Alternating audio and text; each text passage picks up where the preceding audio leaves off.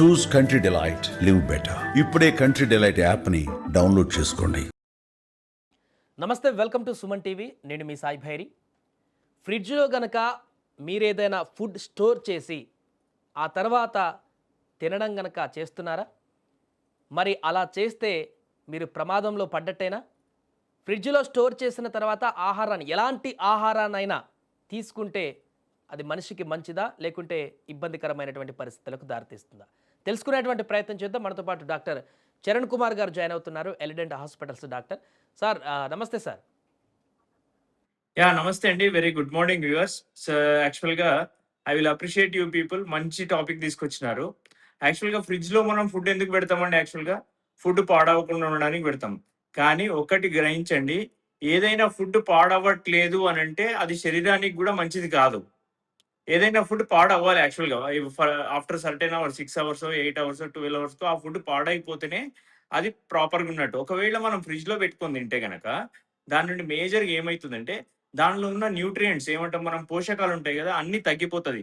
So, మీరేదైతే మనము calories లెక్క పెట్టుకొని ఇంత ప్రోటీనొస్తది, ఇంత హైడ్రేట్స్ ఒస్తాయి అని జెప్పి మనం కాలిక్యులేట్ చేసుకొని తిన్నా గూడా ఆ రకంగా మీకు దాంట్లో ఉన్న మినరల్స్ గాని, ప్రోటీన్స్ గాని, కార్బోహైడ్రేట్స్ గాని అన్ని రకాలుగా రాకపోవచ్చు. అండ్ సెకండ్ థింగ్ ఏంది అనంటే బాక్టీరియల్ గ్రోత్ అనేది ఎక్కువ జరుగుతది. బాక్టీరియల్ గ్రోత్ ఎక్కువ జరిగినప్పుడు ఏమైతది, ఆటోమేటికల్లీ మన బాడీలో ఉన్న ఇన్ఫెక్షన్స్ అన్నిటికి కారణం బాక్టీరియల్ గ్రోతే. ఇప్పుడు మనం నోటికి సంబంధించిందే తీసుకుంటే, బాక్టీరియల్ గ్రోత్ వల్ల మీకు గమ్ ఇన్ఫెక్షన్స్ రావచ్చు, పళ్ళు పాడైపోవచ్చు, పళ్ళు పుచ్చిపోవచ్చు. దానివల్ల పళ్ళు పుచ్చిపోవడము, రూట్ కెనాల్ ట్రీట్‌మెంట్, పెయిన్ రావడము అవన్నీ ఇబ్బందులు జరగొచ్చు. అంతే గాకుండా ఎప్పుడైనా సరే, ఇప్పుడు అందరూ కావాలనైతే ఫ్రిడ్జ్‌లో పెట్టుకొని రోజు తినాలని ఎవరికుండదు. బట్ తప్పక పెడతాం. ఎందుకు? డ్యూ టు లైఫ్ స్టైల్ అనుకోండి, వర్క్‌లో బిజీ ఉండడం అనుకోండి. అట్లాంటప్పుడు మీరేం జేయాలి అంటే, బాగా వేడి జేసి తినండి తప్పని పరిస్థితిలో.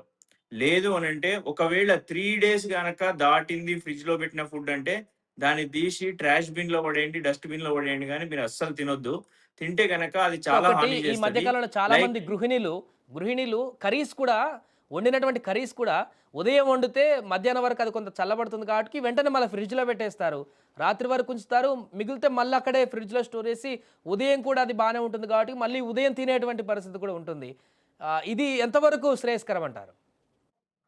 యాక్చువల్‌గా రోజు ఇంట్లో వండుకొని తినేవాళ్ళు గూడా ఈ రకంగా చేయడం అనేది 100% తప్పు. ఒకవేళ ఎవరికి ఇట్లాంటి అవసరం ఉంటది? బాగా వర్క్‌లో బిజీ ఉండి, లేదు బ్యాచిలర్ లైఫ్‌లో ఉండి, రోజు వంట చేసుకోలేక ఫ్రిడ్జ్‌లో పెట్టి తింటే ఓకే. ఎందుకంటే మీరు నైట్ వండింది గూడా ఫ్రిడ్జ్‌లో పెట్టేసి మార్నింగ్ వేడి చేసుకొని తిన్నా గూడా, దానివల్ల గూడా మీకు 100% న్యూట్రియంట్స్ అనేటివి రావు. దానివల్ల గూడా డ్యామేజెస్ పెరుగుతాయి.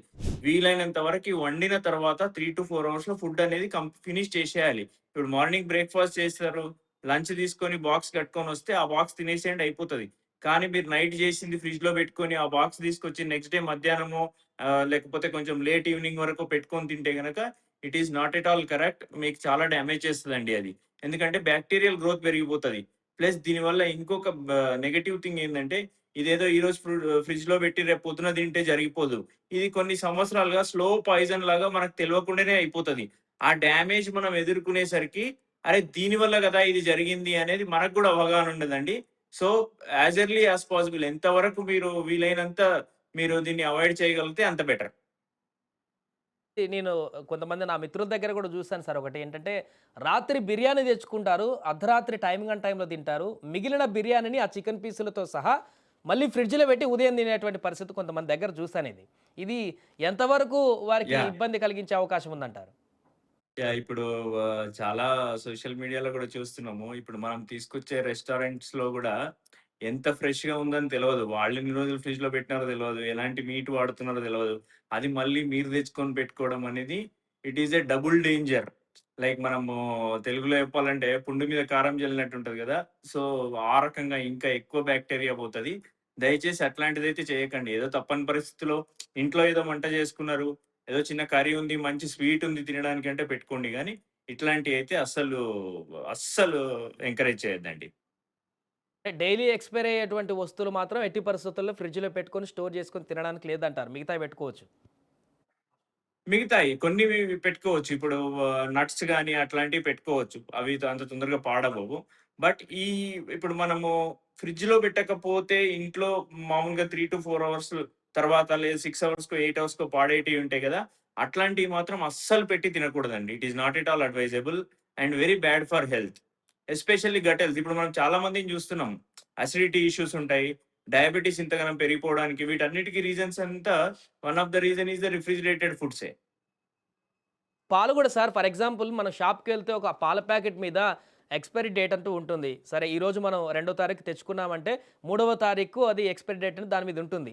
మనం ఫ్రిడ్జ్‌లో పెట్టుకొని ఆ పాలు రేపు ఎక్స్‌పైరీ డేట్ అయిపోయినాక కూడా ఫ్రిడ్జ్‌లో ఫ్రెష్‌గానే ఉన్నాయని చెప్పేసి ఎల్లుండి ఉదయాన్నే తాగేటువంటి వారు కూడా ఉన్నారు.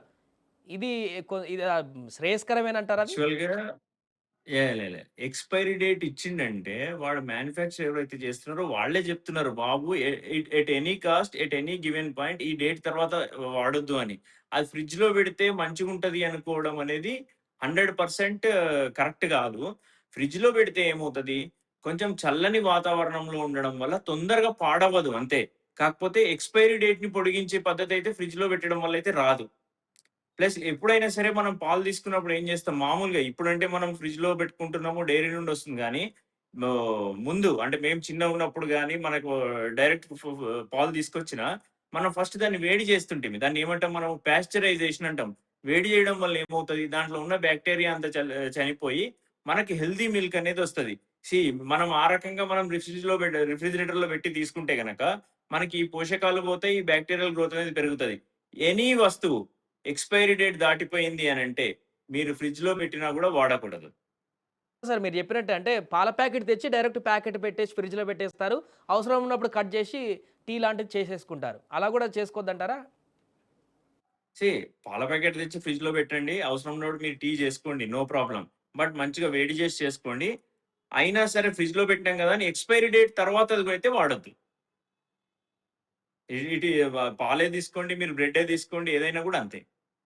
Sir thank you so much sir. అది మొత్తానికి ఫ్రిడ్జ్ ఉంది కదా అని చెప్పేసి ఇంట్లో ప్రతి వస్తువు కిచెన్‌లో ఉన్న ఏ వస్తువు పడితే అది ఫ్రిడ్జ్‌లో పెట్టి స్టోర్ చేసి అది ఫ్రెష్‌గా ఉందిగా అని చెప్పేసి తర్వాత డేస్‌ల్లో తిందాం అనేటువంటి ప్రయత్నం చేస్తే ఆరోగ్యానికి చాలా ప్రమాదం జరిగేటువంటి అవకాశం ఉందంటూ కూడా డాక్టర్ గారు చెప్తున్నారు. కొన్ని ఉన్నాయి లిమిటెడ్‌గా నట్స్ లాంటివి గానీ మిగతా ఎక్సెట్రా ఐస్ క్రీమ్స్ అట్లాంటివి పెట్టుకోవచ్చు గానీ డైలీ ఫుడ్స్ రైస్ కానీ ఇలాంటి కర్రీస్ కానీ డైలీ ఖరాబ్ అయ్యేటువంటి ఫుడ్స్ మాత్రం స్టోరేజ్ చేసి తింటే మాత్రం ఆరోగ్యానికి హానికరం అంటూ కూడా చెప్తున్నారు.